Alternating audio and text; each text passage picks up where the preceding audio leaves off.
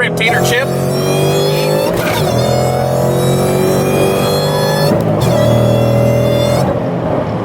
Woo! Filmed in Mexico. 0 to 100 real quick. Yeah, good.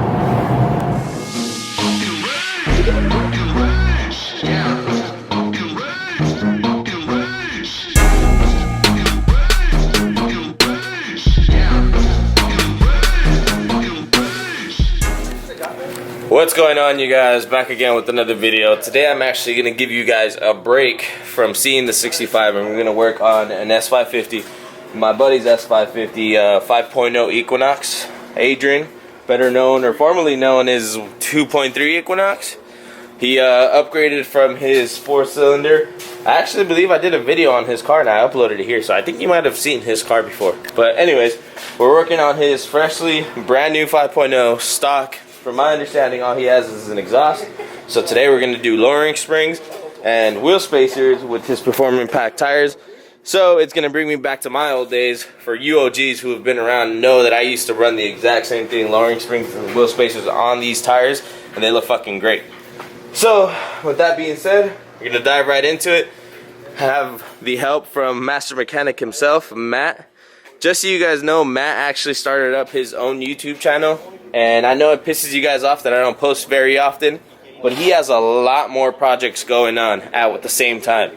So he has a lot more footage and content than I can ever get for you guys. So make sure you follow him, Master Mechanic himself. You guys have seen him on my channel. He dives into everything. And when it comes down to hands-on shit underneath the hood and just working on cars, period, I think he's more knowledgeable than I am. So I'll go ahead and put his Instagram. I'll put their Instagrams and Matt's YouTube right here and down in the description box. Check them out. Let's dive in this bitch. Alright guys, we got the car up on jacks. Got one tire off, so we're going to go ahead and work on the front first. I know he has to go to work around 6. We should be done and have plenty of time. But just in case we're not, we're going to go ahead and do the front side. So at least that way, if we finish the front, he can at least go to work. First things first is you want to pop off this brake line off of the strut assembly itself. So we have a panel removal tool. Pull that off, pull this bolt off or this nut off here, and then we're going to pull these two off here, which will separate the whole strut assembly from the rotor itself. And then we got to remove the brake caliper, which is just 2 screws in the back. We actually got to remove this to be able to get to these. So just giving you guys an overall of what's going to happen. So here we go. I'm going to go ahead and just start hitting it. Alright you guys, quick update. I got the sway bar off, which is just this one nut. And then you're going to need that 17-inch millimeter wrench to hold it in place and keep it from moving on you in the back of it. Right here. Went ahead and took the brake caliper off. That itself, like I said, is just 2 bolts. Right here. And I believe it is a 15. So I got those 2 off.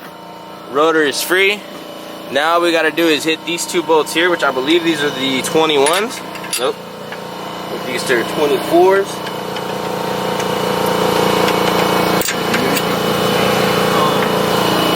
I believe this is a 24, so we're going to pull this one out.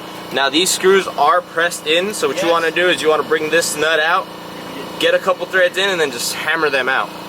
And those 2, and then that's it. This whole thing will come down after we remove or unbolt these 3 up here. Cool, so pick it back up once we're there. Alright, so there they go. Like I said, you want to put your nuts back in just a couple threads just so you don't hit the bolt itself. And then you want to hammer them out. They are pressed in. Remove the 2 brakes. 2 bolts holding the back brake. Yeah. Fuck. That's going on mine. It's alright, man. We all start off like that. Alright guys, so I went ahead and put the nuts back on the bolts, hammered them out. As you can see, it's kind of threaded, so that's how it was being held in place. So that's it. Pull them off. The rotor itself is loose, so I just pulled that one off itself. At this point, we hit these 3. Whole thing's gonna pop out. So I'll show you guys that. Alright you guys, there you go. Got one side out. Got Matt working on his video and his side over here. Let's get it. There you go. Hammer them bitches out. Over here, we got our spring compressors from AutoZone that we're gonna go ahead and use. spring and compress those. Take this middle nut off of the top to remove the cap of it. Install the new spring, tighten it all back up, put it all back in place the same way we took it out. Not too difficult at all, but here we go, let's do it.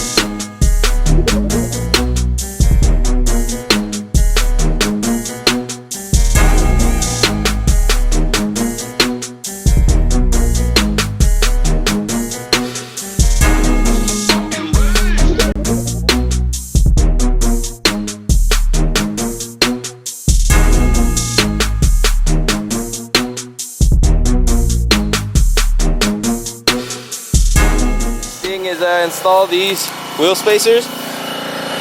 These are the 1 inch, right? Yes. American Muscle. American Muscle. So the way these work, you guys, is they basically go over your stock, the stock rotor and the stock studs. You take the nuts that come with the spacers and basically just move them over, and then you tighten them down to spec. I believe spec on these is like 30 foot-pounds or 50 foot-pounds, and then your actual wheel goes on top of these. If you guys are going to get spacers, you guys, I know some people say don't run them, some people are against them, some people are with them. I myself ran these exact same ones on my car, and I mean, they always worked out beautifully for me. I never had issues with them. I did have issues when I was taking them off, but that's because I had a broken tool. You OGs know what the issue was because you guys saw that video.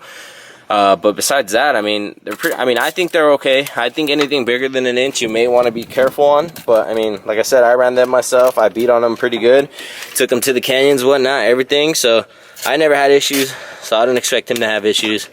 But yeah, if you install them properly, and I think as long as you're not bigger than you don't go wider than 1 inch, and you get hub centric. I think hub centric is key. Basically what that means is you get this little lip here and it aligns properly against the rotor here. So we're gonna go ahead and clean some of this up before we throw this on, and then we'll throw this on and then put the wheels back on and drop the front. Alright, you guys, there she goes. It's on, spacer's on. Now for you guys who don't know, I'll just show you guys real quick. I did this for my own car, and I showed you guys a before and after on my own car, so it was actually a pretty good shot. I forgot to do it at the front, but check it out now. So here is straight up on the fender, and look how much the tire tucks in. Tucks in quite a bit. So you're gonna see how dramatic the change is once we throw on these spacers. It actually looks really, really good, I think.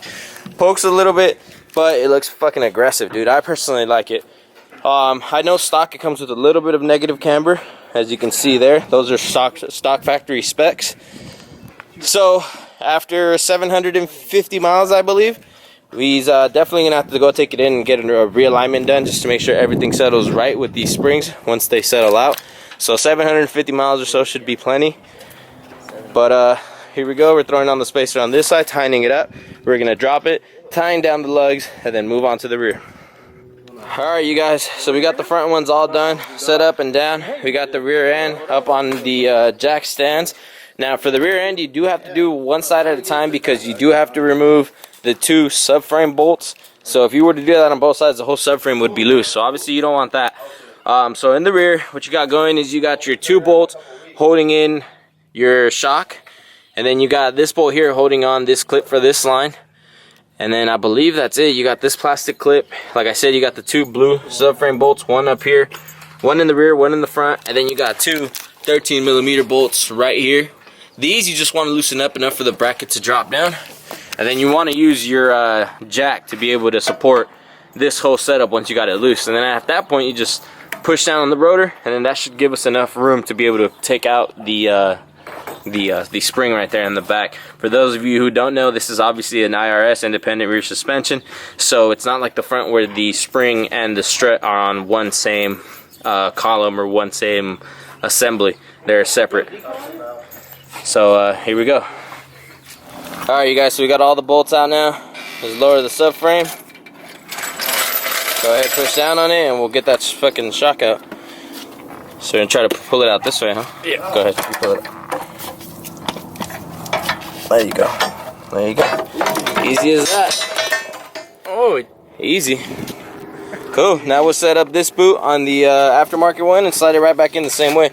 The aftermarket one actually goes in a lot easier, even easier than the stock one came out because it's obviously shorter. Hey, let me get on this one. I just want to say, mano chiquita make the verga look humongous. There is a tab down there. You guys see that opening where you want to line up the bottom of it. So there you go. It's in. Now I'm gonna get up underneath. All right, now we're gonna change the. Is it all the way? Yeah, I think so. Is it? It's not moving anymore. It's right there. Yeah. All right, go ahead. Jack it up.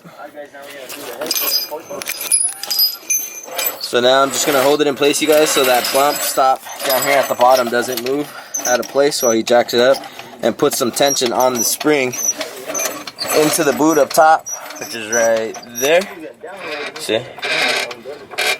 Keep going. Keep going. Keep going. There you go, right there. So now there's tension on the spring, and with that tension, we could go ahead and put these bolts back on that hold the strut in place. Put the subframe bolts back on. And that's pretty much it. You guys go back to drop it and put the fucking spacer on. Run it. And we'll drop this bitch. So go ahead and put all those bolts back on that I described to you back in that same order. In reverse order that we took it out. And keep this bitch moving. The rear is actually, in my opinion, the easier of the front, or of the two. Some people say the front's the easiest, but I honestly think the rear is the easiest because you don't got to deal with the whole putting of the strut and spring on the same components or whatever, or the same assembly, I should say. So they still got to settle. They're definitely still going to drop, but look at that fitment now. I showed you guys before how I was super tucked in. Look at it now. It barely pokes just enough to look fucking aggressive. I absolutely love this look, man. I remember when I did it to my car, at first I wasn't too happy about the poke, but dude, I think it looks so clean. It looks so much better than fucking stock. Obviously this tire's turned out a little bit, but like I said, once 750 miles hit, it'll settle a little more. He needs to go get an alignment, get rid of some of that camber so his tires wear evenly. But that's pretty much it, you guys. Hopefully you guys enjoyed this quick video, another little install for another buddy of mine. Again, and got you away from that 65, but don't worry, you guys, we're picking it right back up with that 65. Like I said, a lot of parts are going on. I'm kind of having a hard time trying to keep up with everything as far as uploading and editing and coming back out and videotaping and whatnot. But there you go, you guys. Another install complete. This time it only took us, what, like maybe 2.5, 3 hours? Yeah. Dude, we're getting better and better every time we do this. That's pretty much it, you guys. Thanks for watching again. Thanks for stopping by. Thanks for continuing to support. Share, like, and subscribe down below. Peace.